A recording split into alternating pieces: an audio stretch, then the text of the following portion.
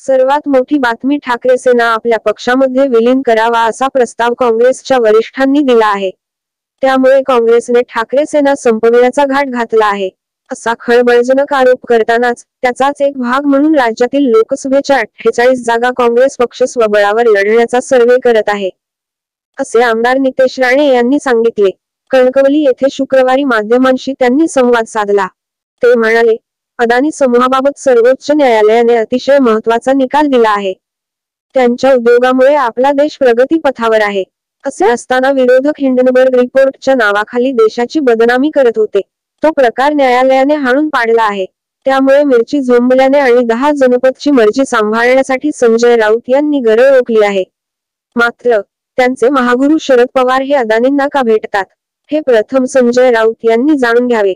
अदानीवर बोलण्यापूर्वी सिल्व्हर ओकमध्ये अदानीबाबत काय मत आहे, हे विचारून नंतरच बोलावे, असा सल्ला आमदार नितेश राणे यांनी दिला. काँग्रेस आणि त्यांच्या मित्र पक्षांना देशातील सनातन हिंदू धर्म संपवायचा आहे. त्यासाठीच पंतप्रधान नरेंद्र मोदींना टार्गेट केले जात आहे. मात्र त्यांनी कितीही प्रयत्न केला तरी ते यात यशस्वी होणार नाहीत.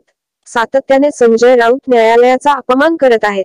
त्यामुळे राऊत यांच्यावर सुमोटो कारवाई न्यायालयाने करून त्यांना अटक करावी.